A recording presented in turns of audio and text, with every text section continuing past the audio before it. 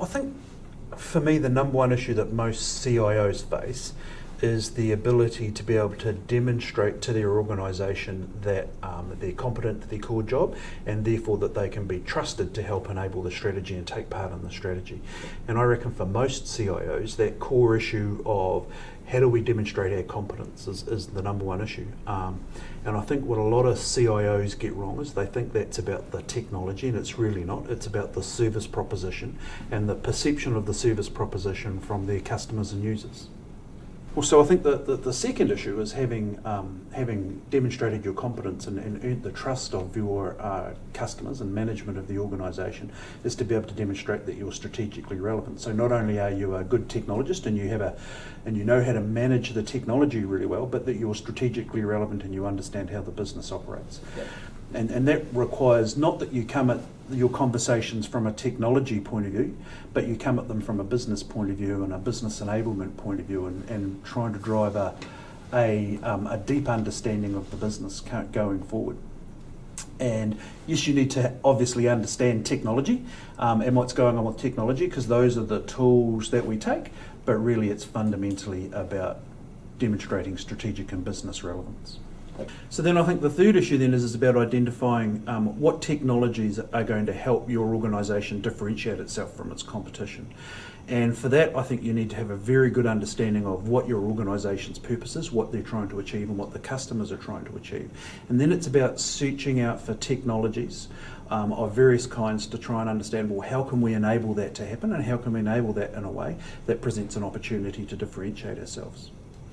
Then I think the next part of that is the opposite side of that, which is about identifying threats, and it's which new technologies are coming along that perhaps will threaten your position in the marketplace or give one of your competitors a leg up that you would need to be able to combat and take that forward.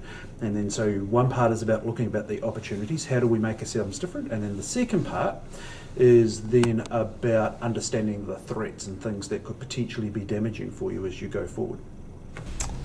So then I think it's about pulling all that together, and so it's about through leveraging your demonstrated competence and your relevance to the organisation, understanding what's emerging in the landscape both positively and negatively. Then it's about pulling that together into a technology strategy that enables the business and help takes that business forward.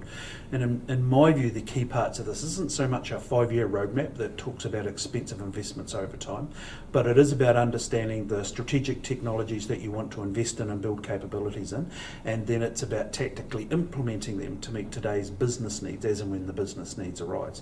But implementing those things in a strategic way based upon the technologies that you've got. And by doing that, you can then start to enable the business and deliver value as quickly as possible.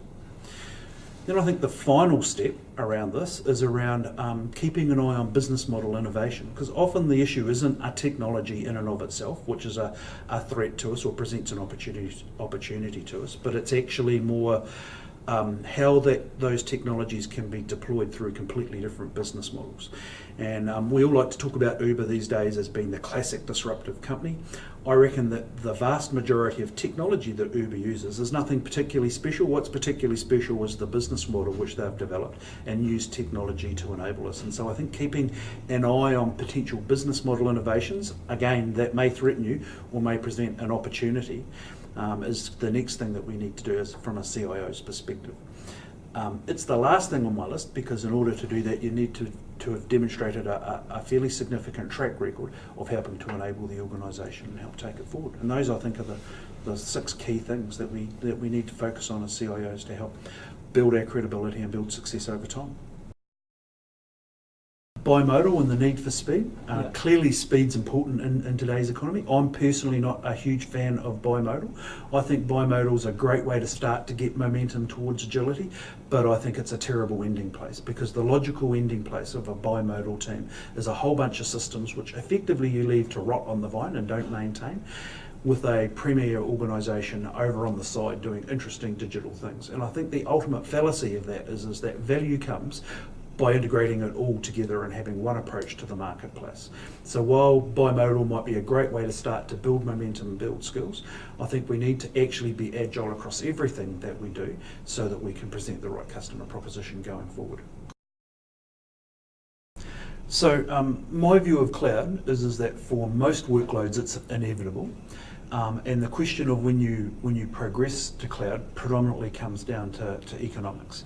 I think when you come to look at investing in IT, you need to consider two things. What is it that you need to in order to drive competitive advantage from your organisation and your business? And what is it that you just need to be good enough to keep yourself to be relevant? Cloud, which by its definition is commoditised technology that everyone can access to, is the right solution, whether it be infrastructure as a service or software as a service or platform, to be able to drive commodity solutions.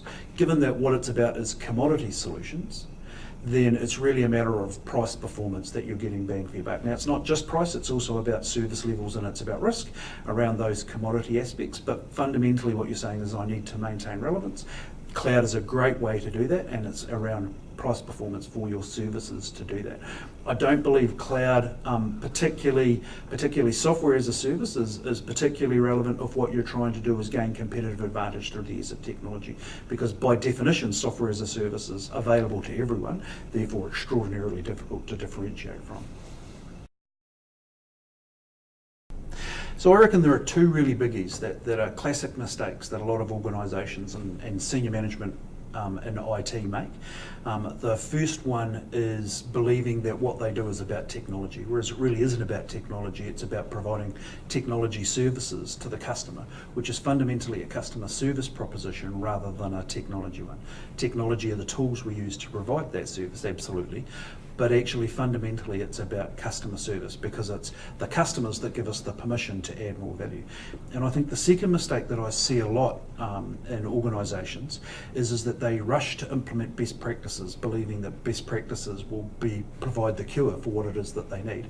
And they're really not ready for those best practices, and so it becomes extremely difficult, if not impossible, to be able to implement those best practices in the organisation.